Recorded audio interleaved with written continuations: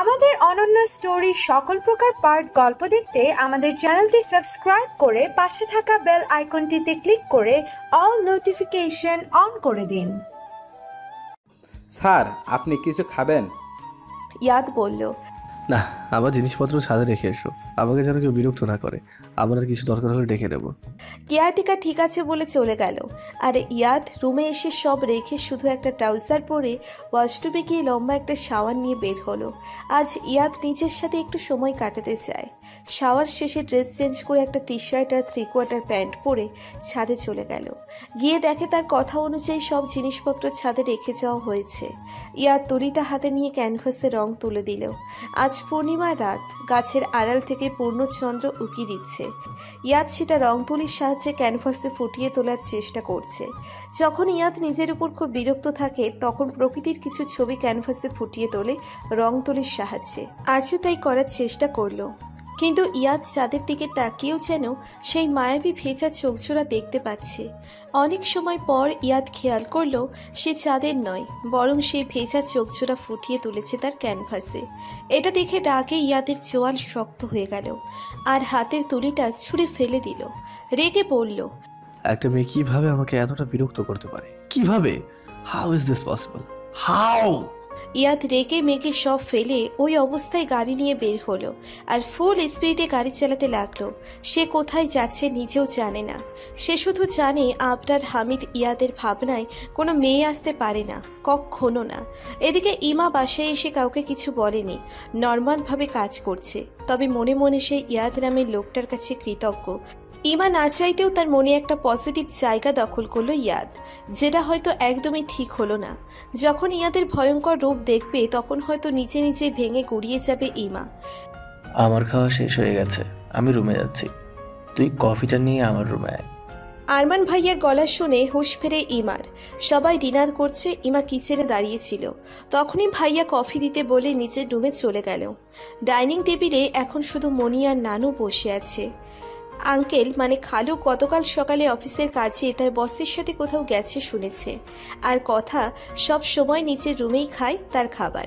সবার খাওয়া শেষে বাড়ির কাজের মেয়ে টিয়ার সাথে ইমা খেয়ে নিল। চুলা চালিয়ে কফি বসিয়ে দিল। খাবার খেয়ে কফি খাওয়া এটা কেমন অভ্যেস বুঝে না ইমা। নিজের মনে বকবক করে কফি নিয়ে আরমানের রুমের দিকে পা বাড়ায় ইমা। সেদিকে একবার বাঁকা চোখে তাকায় সাহিরা বেগম। মাথার চুলগুলো তার এমনি পাকেনি, বয়স ভালোই হয়েছে তাই সবাই বোঝে। তার ছেলে যে ইমাকে পছন্দ করে সেটাও বোঝে, কিন্তু সে তো কিছুতেই ইমাকে নিজের ছেলের বউ বানাবে না। এইসব ভেবে আবার নিজের খাওয়ায় মনোযোগ দিল সে। ইমা দরজার সামনে দাঁড়িয়ে বলল, ভাইয়া আসবো? আরমান গম্ভীর গলায় বলল, আয়।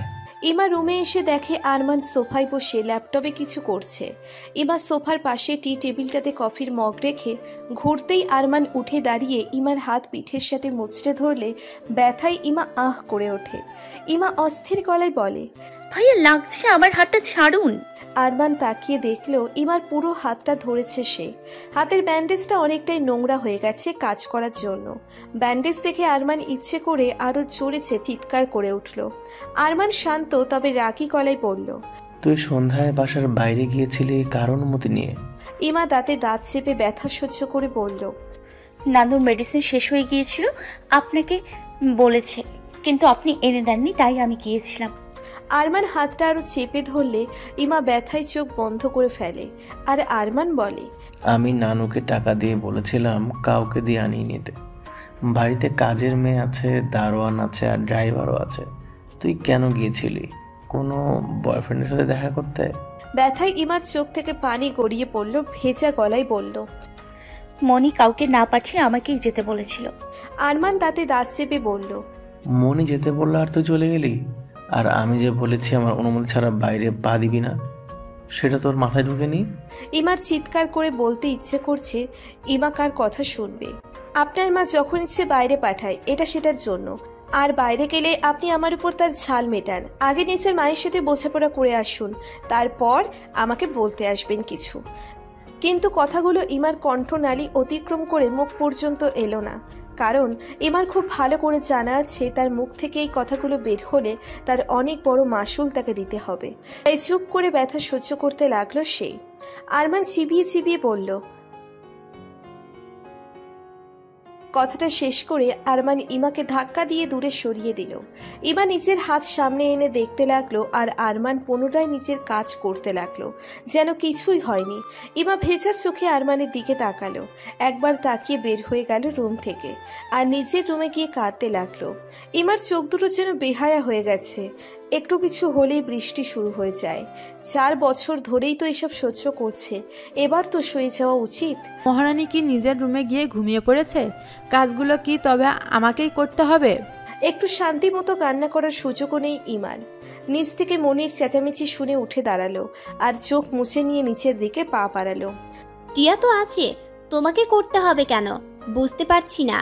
এই বাড়িতে টিয়া সার্ভেন্ট হয়ে এতটা কাজ করে না যতটা ইমা আপুকে করতে হয়। তার মূল্য কি এই বাড়িতে টিয়ার থেকেও কম মা? খাওয়া শেষে প্লেট নিচে রাখতে এসেছিল। কথা আর মায়ের চেঁচামেচি শুনে উত্তর না দিয়ে থাকতে পারল না। মেয়ের কথা শুনে সাহেরা তেলে বেগুনে জ্বলে উঠে বলল, মায়ের মুখে মুখে কথা বলা কোথা থেকে শিখলি তুই? সব ওই বাজে মেয়ের জন্য হচ্ছে। ওই মেয়ের সাথে থেকে থেকে আমার মেয়েটা এক বিগড়ে যাচ্ছে দিন দিন। কথা শান্ত গলায় বলল, কারো থেকে কিছু শিখতে হয় না মা। তোমার কার্যকলাপ দেখে কাঠের পুতুলও কথা বলতে বাধ্য হবে। কথাগুলো বলে কথা আর দাঁড়ালো না।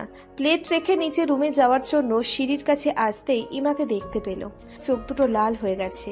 তা দেখে কথা শুধু একটা দীর্ঘশ্বাস ছেড়ে সামনের দিকে তাকালো।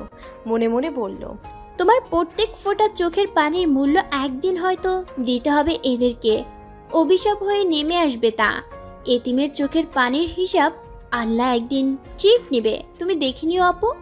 ইমা নিচে যেতেই মনি কতগুলো কথা শুনিয়ে নিচের রুমে চলে গেল। ইমা টিয়ার সাথে বাকি কাজ গুছিয়ে খাবার খেয়ে নিল আর তারপর রুমে চলে এলো। ইয়াদ ড্রাইভ করতে করতে অনেক দূরে চলে এসেছে। একটা গ্রামে বিশাল মাঠের সামনে গাড়ি থামালো ইয়াদ। মাঠটা অনেক বড় আর মাঠের একপাশে রাস্তা, অন্য পাশে বিশাল একটা নদী। ইয়াদ মাঠের শেষ প্রান্তে নদীর তীরে বালুর উপর বসে পড়ল। পূর্ণিমার চাঁদের আলোতে চারপাশ আলোকিত আর নদীর পানিগুলো জলজল করছে। ইয়াদ প্রকৃতির মাঝে নিজেকে বিলিয়ে দিল। তার কানে লাগছে ঝিঝি পোকার ডাক। ইয়াদ মাঝে মাঝে এখানে আসে নিজেকে শান্ত করতে। জায়গাটা তার ভীষণ প্রিয়। ফোনটা বেজে উঠলে ইয়াদ পকেট থেকে ফোন বের করে দেখে ইয়ানা। হ্যাঁ বলো ইয়ানা। ইয়ানা ব্যস্ত হয়ে বলল, তোমার কি হয়েছে বলো তো ভাইয়া? ইয়াদ বলল, আমার আবার কি হবে? ইয়ানা আগের ভঙ্গিতে বলল, তোমার যেদিন মন খারাপ বা নিজের উপর যেদিন বিরক্ত থাকো সেই দিনে ফার্ম হাউসে যাও। আজ কি হয়েছে বলো? ইয়াদ বলল, কিচ্ছু হয়নি, আমি একটু পরই বাসায় ফিরছি, এমনি এসেছিলাম। ইয়ানা খুশি হয়ে বলল, ওকে তাড়াতাড়ি আসো, আমি তোমার জন্য ওয়েট করছি। ইয়াদ বলল, আরে তুই ঘুমিয়ে পড়, আমার লেট হবে হয়তো। ইয়াদ বলল। ইয়াদ আর কিছু বলল না, কারণ ইয়ানা শুনবে না সেটা ইয়াদ জানে। আরও কিছু সময় সেখানে বসে বাসার উদ্দেশ্যে রওনা হলো। এদিকে ছাদে পড়ে রইল ইয়াদের করা পেন্টিং। চাঁদের আলোয় অদ্ভুত সুন্দর লাগছে সেটা। বাসায় এসে দেখে ইয়ানা ডিনার না করে ইয়াদের জন্য ওয়েট করছে। ইয়াদ তাই খিদে না পেলেও বোনের সাথে খেতে বসলো। আর কোথা থেকে ঈশান এসে ইয়াদের পাশের চেয়ারটা টেনে বসলো। ঈশান খাবার নিতে নিতে বলল, ভাইয়া আমিও তো তোমার জন্য ওয়েট করছিলাম, আমাকে রেখেই খেতে শুরু করে দিলা। ইয়াদ ঈশানের দিকে একবার তাকিয়ে খাবার মুখে দিল আর ইয়ানা হেসে বলল, আমি তো কেবল তোকে ডাকতে যাচ্ছিলাম। ঈশান হেসে বলল, লাভ ইউ আপু অ্যান্ড ভাইয়া। ইয়াদ আবার তাকালো ঈশানের দিকে। ছেলেটাকে ইয়াদ এত ইগনোর করে তবু গায়ে মাখে না। আবার চলে আসে ভাইয়া বলতে বলতে। ইয়াদের এক এক সময় ইচ্ছে করে ঈশানকে কাছে টেনে নিতে, কিন্তু তখনই মনে পড়ে যায় ওর শরীরে বইছে একটা খুনির রক্ত, যাকে শাস্তি না দেওয়া পর্যন্ত শান্তি হবে না ইয়াদের। এত বছর ধরে যাদের খোঁজে আসছে, একবার তাদের খাওয়ার মাঝে ঈশান বলে উঠল, আপু জানিস আজকে একটা অদ্ভুত মেয়ে দেখেছি আমি। ঈশান আর ইয়ানা মাত্র 2 বছরের ছোট বড় ভাই। ঈশান ইয়ানের সাথে তুই করেই বলে, কিন্তু ইয়াদকে দুজনেই তুমি সম্বোধন করে। কিন্তু ঈশানের দুঃখ, ইয়াদ ইয়ানাকে তুই বললেও তাকে তুই বলেই সম্বোধন করে। এতে ঈশানের মনে হয় ইয়াদ তাকে আপন মনে করে না, তাই তুমি বলে, যদিও তার ভাবনাটা 100% সত্যি। ঈশানের কথায় ইয়ানা ভ্রু কুঁচকে বলল, অদ্ভুত মেয়ে মানে? ঈশান হেসে বলল, মেয়েটাকে দেখে আমার মনে হয়েছে স্কুলে পড়ে, তবে সে নাকি পড়ে কলেজে। আবার তার কথার গম্ভীরতা দেখে মনে হয়েছে কলেজে পড়ে না, বরং কলেজের কোনো গম্ভীর টাইপ টিচার। ঈশান কথাটা শেষ করেই জোরে হেসে উঠল, সাথে ইয়ানাও। ঈশান আবার বলল, কি জানিস তো, তোকে না বরং ওই মেয়েটাকে মানায় ভাই আর বোন হিসাবে। এটা শুনে ইয়াদ ঈশানের দিকে ভ্রু কুঁচকে তাকায়, আর তা দেখে ঈশানের হাসি বন্ধ হয়ে যায়। প্লেটের দিকে তাকিয়ে চুপচাপ খেতে শুরু করে দেয়। ইয়ানা পরিস্থিতি সামলাতে বলে ওঠে, ঈশান, আগে তো তাও বড় মেয়েদের সাথে ফ্ল্যাট করতে, এখন কি তুই স্কুল কলেজের বাচ্চা মেয়েদের সাথেও ফ্ল্যাট করা শুরু করেছিস নাকি?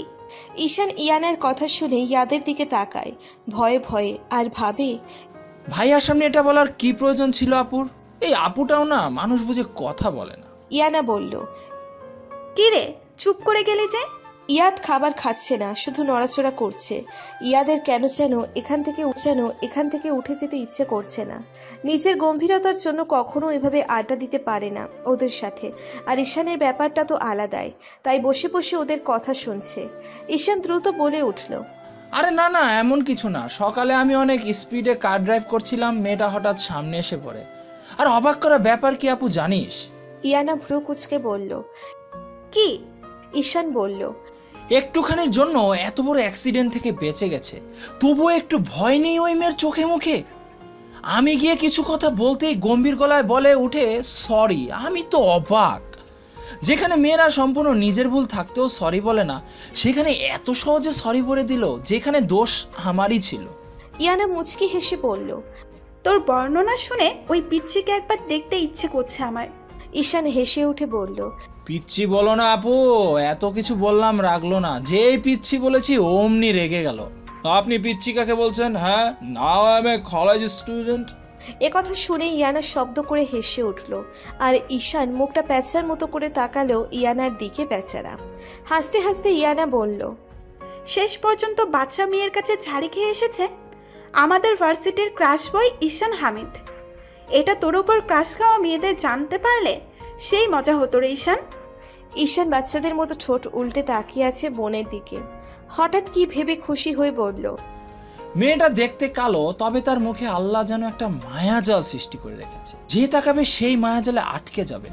ইয়ানা ঈশানের কথা শুনে ভ্রু কুঁচকে বলল, তুই কি আটকে গেছিস নাকি সেই মায়াজালে? ইয়ানের কথা শুনে চমকে উঠল ঈশান। তার মনে পড়ল আনমনে কি বলে ফেলেছে সে। ইয়াদ এত সময় চুপচাপ ওদের কথা শুনছিল। ঈশানের মায়াজাল শব্দটা শুনে ইয়াদের চোখের সামনে ইমার মায়াবী চোখ জোড়া ভেসে উঠল। মনে মনে বলল, তবে কি ওই মেয়ের চোখে মায়াজাল সৃষ্টি করে রেখেছে আল্লাহ তাআলা? ইয়ান হঠাৎ করে বলে উঠল, আমার খাওয়া শেষ, আমি রুমে যাচ্ছি। আর ইয়ানা, অনেক রাত হয়ে গেছে, আড্ডা না দিয়ে তাড়াতাড়ি খাওয়া শেষ করে ঘুমোতে যাও। আর কথা হলো না ডাইনিং টেবিলে।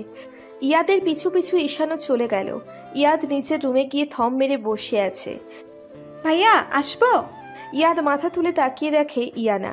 ওকে দেখে স্বাভাবিক গলায় বলে, হ্যাঁ আয়, কিছু বলবি? ইয়ানা ভেতরে এসে বলে। ইয়াদ ইয়ানার দিকে তাকিয়ে বলে, কি কথা? ইয়ানা বলে, সকালের ওই ঘটনার পর জাহিদ বা ওর বন্ধুদের আর দেখিনি, তুমি কিছু করনি তো ওদেরকে ভাইয়া? ইয়াদ চমকে উঠল। ইয়ানার প্রশ্ন শুনে ইয়ানা কোনোভাবেই সব জেনে যায়নি তো। ইয়ানা ওকে ভুল বুঝে ওর থেকে দূরে সরে গেলে ইয়াদ সম্পূর্ণ একা হয়ে যাবে। ইয়ানা ভ্রু কুঁচকে বলল, কি হলো ভাইয়া, কিছু বলছো না কেন তুমি? ইয়াদ নিজেকে সামলে গম্ভীর গলায় বলল, আমি কি করব? কিছুই করিনি, শুধু বুঝিয়েছি তোকে যেন আর বিরক্ত না করে। ইয়ানা বলল, ও তাই বলো? ইয়াদ বলল, রাত হয়েছে অনেক, ঘুমিয়ে পড় গিয়ে। ইয়ানাও গুড নাইট বলে চলে গেল। সকালে অফিস যেতে হবে, তাই ইয়াদও ওয়াশরুমে গেল ফ্রেশ হতে। মুখে পানির ছিটা দিয়ে আয়নার দিকে তাকালো।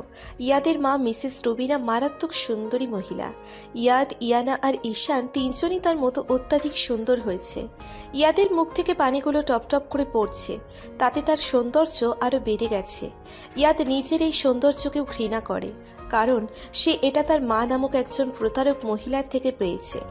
ছেলেরা মেয়েদের সম্মান করতে শেখে তার মায়ের থেকে, আর ইয়াদের কাছে তার মাই পৃথিবীর সবচেয়ে ঘৃণিত মহিলা। তাহলে কিভাবে সে অন্য মেয়েদের সম্মান করতে শিখবে? ইয়াদ আয়নায় নিচের মুখের উপর হাত রেখে বলল, মিস্টার আবরার হামিদ, ইয়াদ সবাইকে বলে বেড়াও মুখোশধারী। তুমি নিজেও কি কম মুখোশধারী? তোমার মুখোশের আড়ালে যে ভয়ঙ্কর রূপটা লুকিয়ে আছে সেটা তোমার বোন জানতে পারলে ঘৃণা করবে। হ্যাঁ, ঘৃণা। তুমি যেমন তোমার মুখোশধারী মা বাবাকে ঘৃণা করো, তোমার বোনও তোমাকে ঘৃণা করবে। কিন্তু আমি তো আমার বোনকে কখনো আমার ভয়ঙ্কর রূপ জানতে দেব না। এই গম্ভীর খোলসের আড়ালে ভয়ঙ্কর রূপটা লুকিয়ে রাখবো যতদিন না তাদের খুঁজে পাচ্ছি। আজ 12টা বছর ধরে সারা দেশে তন্ন তন্ন করে খুঁজে চলেছি তাদের। খুব তাড়াতাড়ি পেয়েও যাবো ইনশাল্লাহ। তোমাদের দিন ফুরিয়ে এসেছে মুখোশধারী মিস্টার অ্যান্ড মিসেস হামিদ। কথাগুলো বলে পাগলের মতো হাসতে লাগলো ইয়াদ। সেটা কোনো মুগ্ধ করা হাসি নয়, বরং ভয়ঙ্কর হাসি, ভয়ঙ্কর হাসি। এই হাসিতে লুকিয়ে আছে হাজারো কষ্ট, অভিমান, রাগ আর প্রতিশোধের নেশা। ইয়াদ নিজের প্রতিশোধের কথা মনে হতেই রেগে লাল হয়ে গেল। ভুলে গেল সারা বিকেল তাকে ভাড়া করে বেড়ানো সেই মায়াবী চোখ। তার জীবনে নারী প্রবেশ নিষিদ্ধ, পুরোপুরি নিষিদ্ধ। ইয়াদ রুমে এসে ঘুমানোর চেষ্টা করতে লাগলো। একসময় ঘুমিয়েও গেল রিয়াদ। তৃষ্ণায় ক্লান্তিতে চোখ ঝাপসা হয়ে আসছে ইয়াদের, কিন্তু এক ফোঁটা পানির দেখা মিলছে না। গলাটা শুকিয়ে কাঠ হয়ে আছে, ঢোক গেলেও ব্যথা করছে। যেদিকে তাকাচ্ছে শুধু ধুধু মরুভূমি, বালি আর বালি, কোনো প্রাণীর চিহ্ন নেই সেখানে। ইয়াদের মনে হচ্ছে সে এক ফোঁটা পানি না পেলে এখনই ছটফট করে মারা যাবে। ইয়াদ অনেক কষ্টে বলল,